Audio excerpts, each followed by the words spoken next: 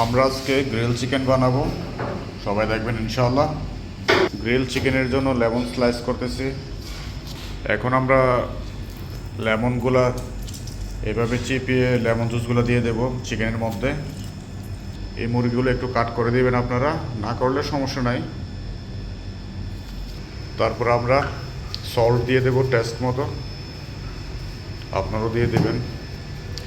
Lemon juice আর একটু দিয়ে দিলাম, কারণ এখানকার খানার মধ্যে একটু লেমন জুস একটু বেশি ইউজ করে।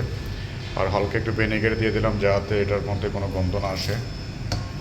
দিয়ে 10-15 মিনিট 20 মিনিট রেখে দেবেন, সমস্যা নেই। এভাবে মাখিয়ে নেবেন যাতে ভিতরে সবগুলা জুস লেমন ঢুকে যায় আর আলাদা একটা ফ্লেভার আসবে। চিকেনের জন্য পেঁয়াজ, গার্লিক, আমাদের lemon, chilli paste, tomato paste, yogurt সব কিছু একসাথে আমরা ব্লেন্ড করব।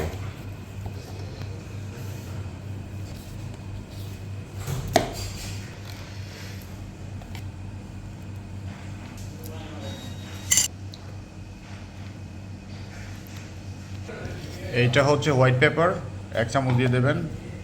আর ব্ল্যাক পেপার 1 চামচ দিয়ে দেবেন। লবণ স্বাদ মতো, একটু বেশি দিবেন যাতে মুরগির সাথে অ্যাডজাস্ট হয়। সানফ্লাওয়ার অয়েল দিয়ে দেবেন যাতে এটার কালারটা ভালোভাবে আসে।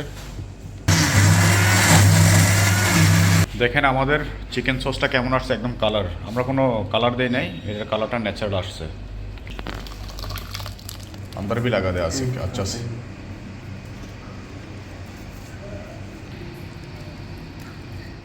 आशिक कर लेग का अंदर ऐसे मिडल से।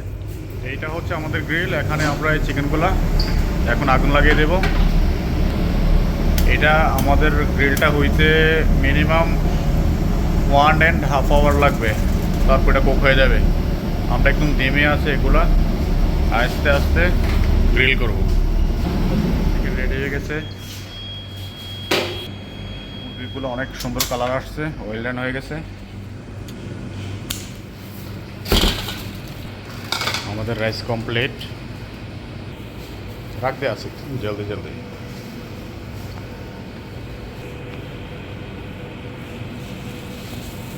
और भी रख, साइड साइड करके पूरा आने का।